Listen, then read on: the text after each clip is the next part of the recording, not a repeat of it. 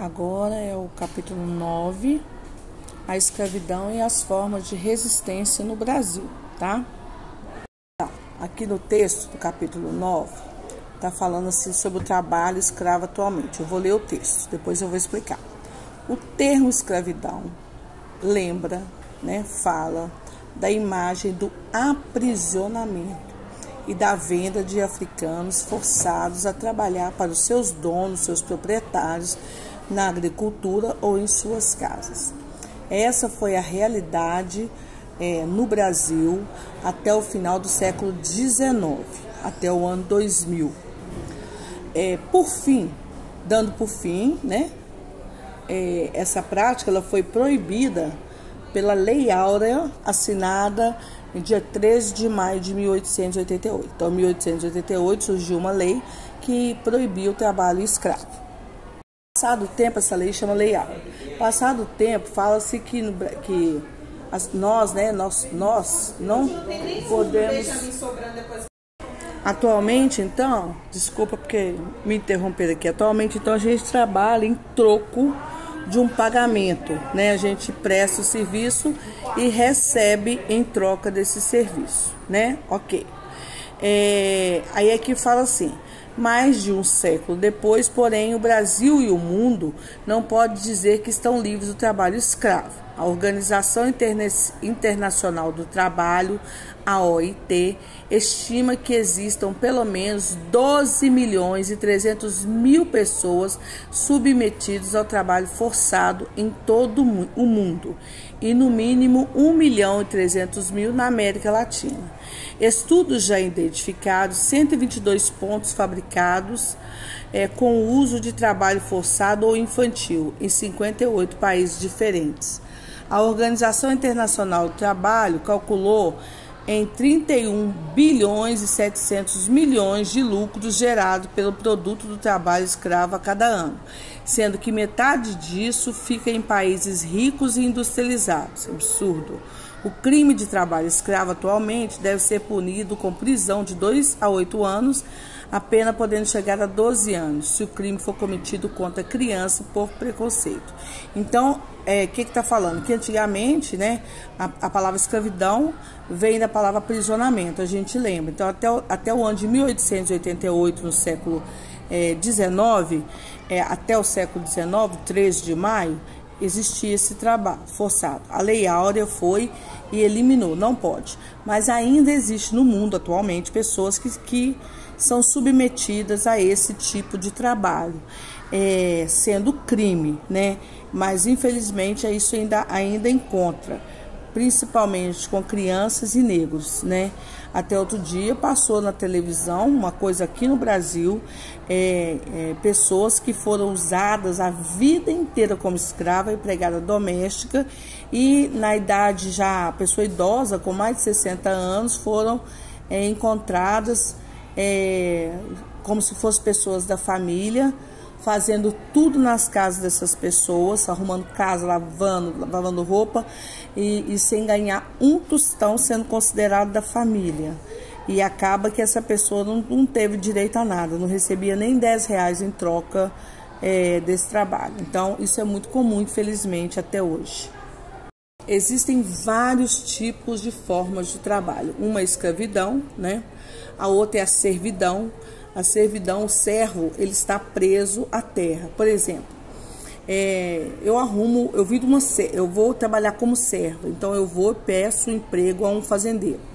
Aí o fazendeiro vai e fala assim: Juliana, você vai morar aqui, me dá um lote, me dá formas de eu construir uma casa, de eu criar animais, de eu plantar. Só que tudo que eu uso para isso, porque quem consegue um emprego na hora não tem dinheiro. Então fala: mas eu não tenho dinheiro para construir minha casa. Toda hora eu sou interrompida. Então, eu mudo para essa terra, e nessa terra eu tenho que precisar de material, ferramentas, sementes, tijolos. Aí eu tenho que ir como se fosse num depósito. Chegando lá, eles anotam tudo aquilo que eu peguei, e aquela dívida vai crescendo. Como que eu vou pagar essa dívida de tudo que eu uso? essa dívida é paga através do meu trabalho. Então, se todo dia eu precisar de uma coisa, eu tenho que ir lá pegar emprestado. Para pegar emprestado tem um custo, é um aluguel desse negócio, eu entrego e aí eu fico com uma dívida. Essa dívida, ela vai aumentando. O trabalho servo, então, eu só posso livrar dessa terra o dia que eu tiver com a minha dívida quitada, sabendo que eu não posso sair de lá para trabalhar. Então, por exemplo, eu vivo lá dos meus 15 até os 85 anos. Esses 70 anos que eu trabalhei lá, eu fui adquirindo dívidas, fui pagando, mas fui adquirindo. Aí vamos supor, eu morro. Aí o meu filho que nasceu lá, ele também não pode sair da terra porque a dívida, ela é hereditária. Isso é ser servo, é uma forma de trabalho. Atualmente a gente tem o trabalho assalariado. O trabalhador recebe um pagamento mensal pelo trabalho executado. Somos livres, porque a gente pode pedir dispensa, a gente pode sair, pode procurar outro emprego, nós somos livres. Mas existem também trabalhos que as pessoas pagam, mas como a pessoa que paga é ela que tem o dinheiro e aqui precisa do emprego, ela está suprindo uma necessidade dela, ela acaba doando muito trabalho e recebendo pouco. Mas essa liberdade dele ter aceito porque ele quis, isso não é crime, tá? Então, assim, muitas pessoas trabalham no regime de exploração, né? Isso, normalmente, são pessoas que têm um poder aquisitivo, um poder de dinheiro, poder econômico bem mais baixo, pessoas mais simples economicamente, mais pobres. Então, por exemplo, um médico, ele ganha 30 mil, vamos supor. É claro que ele estudou, eu entendo, mas ele estudou, ele tem um curso superior. Um professor ganha 2 mil, é diferente. A gente pode reivindicar o trabalho? Sim, mas é o que a gente recebe. Uma empregada doméstica trabalha até muito mais que a gente, ganha R$1.000. Então, assim, ganhando bem, 1.200. Então, ganhando bem, o trabalho dela é explorado? Mas ela é livre. Mas existem leis trabalhistas que defendem essas pessoas. Mas como a gente precisa do dinheiro para sobreviver, muitos de nós nos submetemos a salários bem baixos para pagar as despesas nossas e das famílias. Então, acaba que quando a gente fala em trabalho, a gente envolve muito essas a gente envolve muito as nossas necessidades de sobrevivência, moradia, comida, roupa, médico, medicamentos, essas coisas todas. A escravidão, ela foi adotada na Grécia, em Roma. Essa história é antiga, mas é muito comum você escravizar inimigos que foram capturados, aqueles que perderam a guerra. É claro que eu, em momento algum, eu estou justificando o trabalho escravo. O trabalho escravo é péssimo para qualquer coisa, é para o seu inimigo. Mas em Roma, Grécia, na história, na Idade Média, os povos, os romanos, os gregos, eles escravizaram sim inimigos capturados em guerra, pessoas endividadas que deviam muito para eles, não tinha como pagar, viravam escravos. Então, era comum, isso muito comum, mas tinha uma justificativa. A escravidão que a gente conheceu, mas essas pessoas que eram escravizadas, endividadas, essas inimigas de guerra, elas não poderiam ser vendidas. O sistema de escravidão que a gente conhece aqui foi pior porque a pessoa passa a ser um objeto, uma ferramenta que pode ser vendida, pode ser usada até acabar, entendeu? Não tinha fim. Aqueles que eram escravizados na Idade Média por dívida, quando a dívida acabava, eles poderiam ficar livres, se tornar livres. Aqueles que perderam nas guerras tinha um determinado tempo para servir como escravo. Então, tudo era negociado. Essa escravidão que teve no Brasil de exploração, por exemplo, que é uma escravidão que torna a pessoa como ferramenta. Então você compra ela, ela passa a ser sua, você faz dela o que você quiser, você bota ela para trabalhar quantas horas ela puder, quantas horas o dono dela quiser. Então assim, a vida útil de trabalho de uma pessoa escrava é de 10 a 12 anos. Imagina a pessoa o dia inteiro em pé, sem comer direito, sendo torturada, sendo obrigada a fazer coisa que não quer, não podendo nem sentar um pouco para descansar. Isso tudo, o corpo da gente vai cansando, a gente adoece. O cansaço, ele é humano, então todo mundo tem cansaço. A escravidão no Brasil, ela demorou 3 séculos, do século XVI ao século XIX, até 1888, e deixou marcas profundas na nossa sociedade, né? Então, a chegada dos europeus no continente africano, a escravidão passou a ter outros significados, a atender os interesses mercantis do tráfico negreiro. Então, assim, o europeu chegava lá com aquela embarcação enorme e comprava esses escravos. E ali, a partir do momento que eles passaram para dentro desse navio, para esse barco, para esse navio negreiro, essa embarcação de carregar escravos, ele ali já estava condenado até morrer, não tinha como ele fugir. Aliás, muitos fugiram, alguns conseguiram, raríssimos conseguiram, mas outros foram mortos, outros eram amarrados no tronco, apanhavam. Então é uma coisa horrorosa. Eu vou ver se eu acho aqui uma imagem de um navio negreiro. Esse desenho aqui ilustra bem. Olha aqui para você ver. Aqui em cima estavam os europeus, os comandantes e alguns escravos que serviam eles. Esse aqui é como se fosse andares do navio. Então aqui nessa parte de baixo ficavam os escravos remando para esse barco andar. Nesse andar aqui ficavam os alimentos, né? Então assim, para você ter uma ideia, aqui tá vazio, mas esse aqui é lotado de gente remando para essa embarcação poder sair do lugar. Tem relatos que os primeiros escravos, né, as primeiras pessoas que foram pegas no continente africano para serem escravos, eram as pessoas que moravam no litoral, ou seja, pessoas que moravam perto do mar, perto do porto. Então elas eram raptadas e jogadas dentro desses barcos para se tornarem escravas. Aí era uma das formas. Outras vezes eles capturavam mulheres e crianças. Aí provocavam uma situação muito ruim e juntavam-se os homens. Esses homens também eram raptados e entravam para dentro do navio negreiro. E continuando, porque eles me interromperam aqui, meu diretor, e acabou me tomando tempo. Então assim, a escravidão, né, quando foi feita pelos europeus, ela queria atender o mercantilismo, que é o acúmulo de metais preciosos, ouro e prata, tá? Então, quando os europeus iam lá para raptar os escravos, a mão de obra escrava, né? Eles queria só ferramenta de trabalho. Qual ferramenta? Ser humano.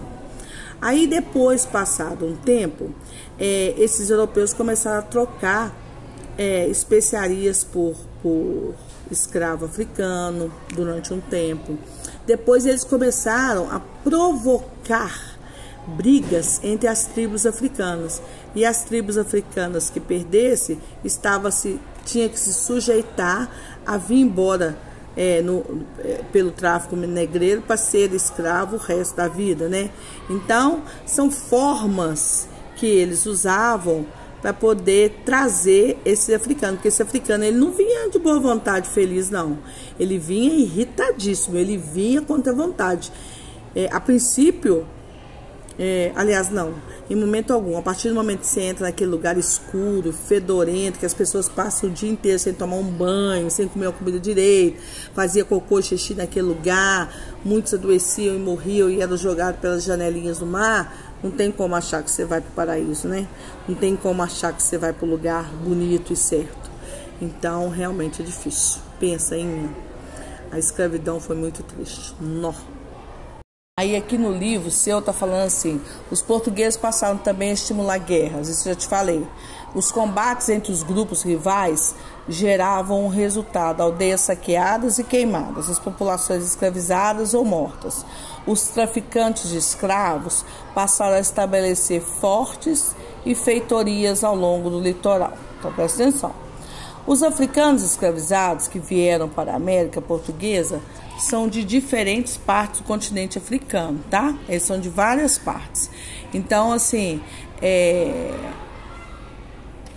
eles traziam deles palavras, palavrões, hábitos alimentares, costumes, que hoje em dia acabou fazendo parte do nosso cotidiano. Mas, por exemplo, berimbau da capoeira, canjica, carimbo, quiabo, por exemplo, são de origem africana, tá? E passaram a integrar o vocabulário português. Os escravizados do Brasil pertenciam às etnias banto e sudanês. Os bantus são povos provenientes das regiões onde estão localizados Angola, Camarões, Congo, Guiné e parte do Moçambique. São países que falam português.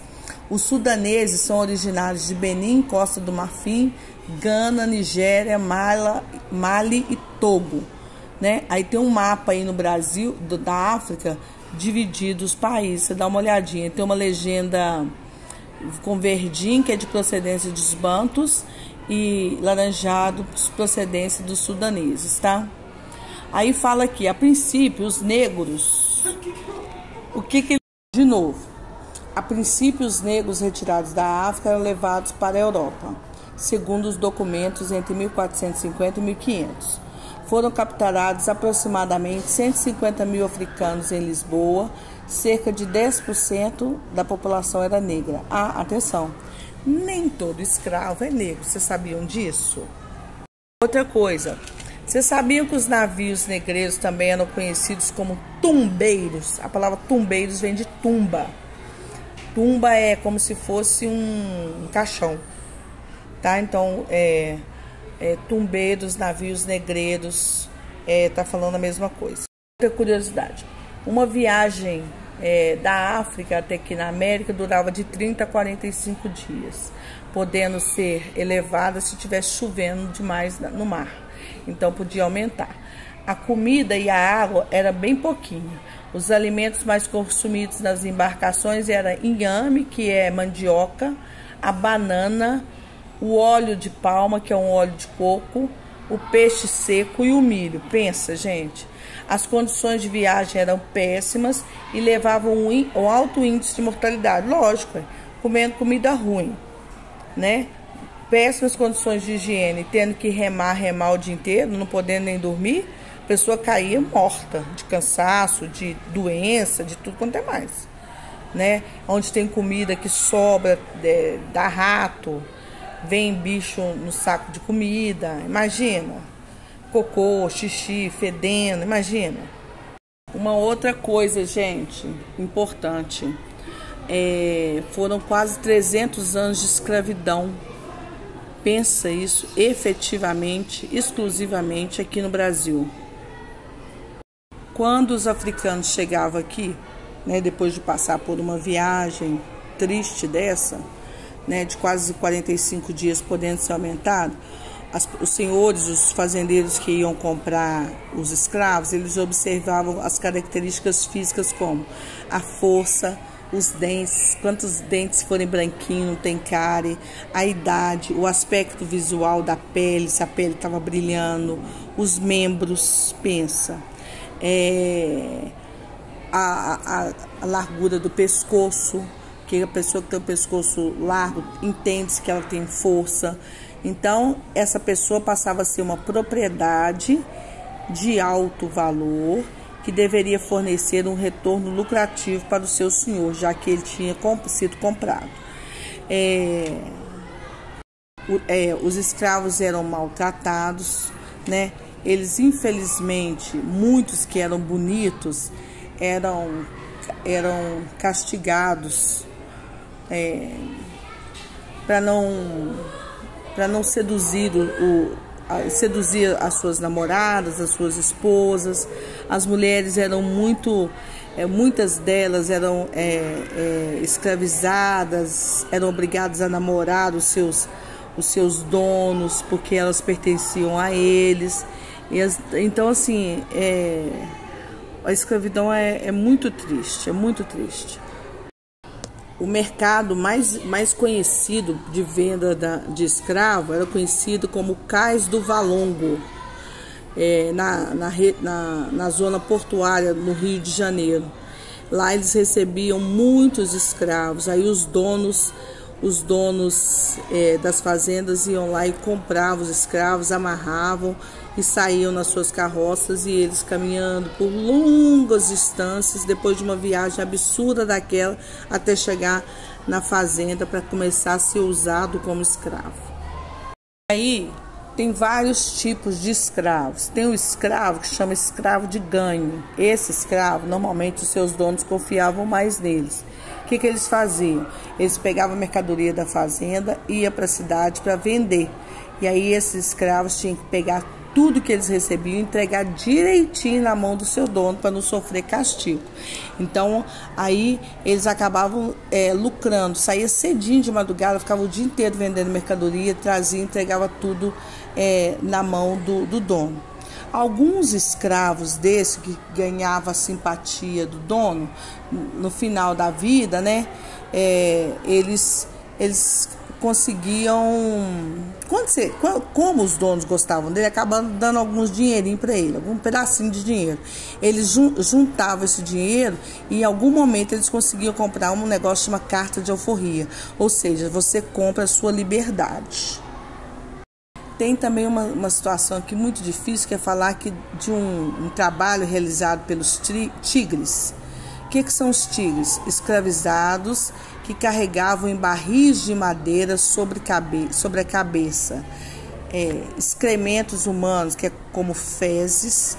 Esses escravos foram apelidados dessa maneira, pois andavam com conteúdo que os barris ainda vazavam nos buraquinhos.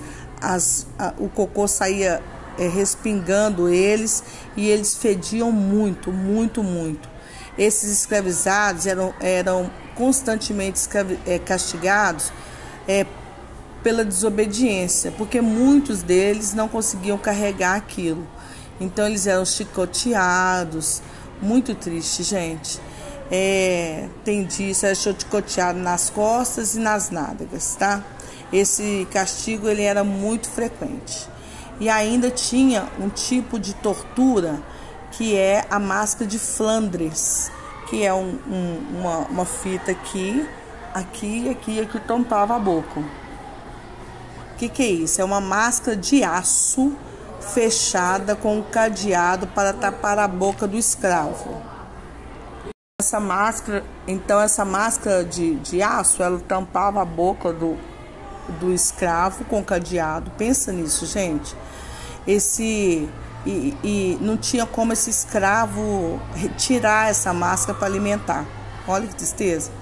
Outro instrumento de tortura comum era a gargalheira, que é uma coleira de ferro que prejudicava a locomoção e a alimentação e humilhava o escravo, pois expunha como um escravo desobediente. Ele tinha que ficar andando com aquilo arrastando. Muito triste. O vira-mundo é um outro método de tortura. Era uma peça de ferro onde os braços e as pernas eram amarrados, atados de forma inversa. Então era assim, ó. Fazia assim, ó. Eles andavam com os braços e as pernas assim. Então é muito triste. Os escravos sofreram demais. Os escravos, como eles viviam afastados, eles desenvolveram um tipo de religião, que foi desenvolvido o sincretismo religioso. Que é isso? É uma mistura de elementos de cada povo que vinha trazido para cá, e eles acabaram criando uma religião misturada com a religião católica pregada pelos seus donos. Então eles inventaram essas religiões.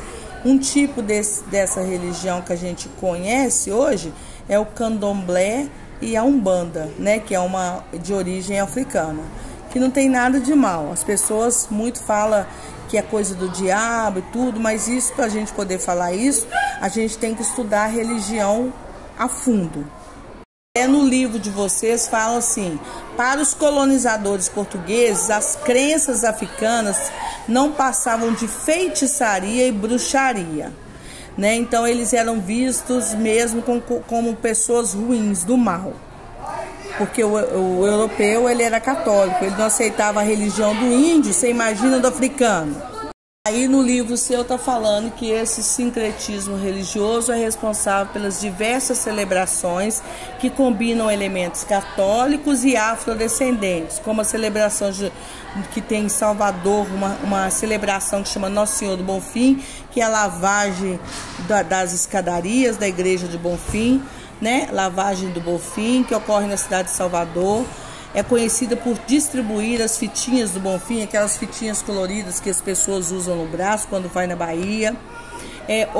Outro aspecto da cultura africana na nossa sociedade é o turbante no cabelo. Esses turbantes bonitos que essas mulheres usam no cabelo é de origem africana. Então é isso, gente. O texto é muito simples, gente, é muito simples.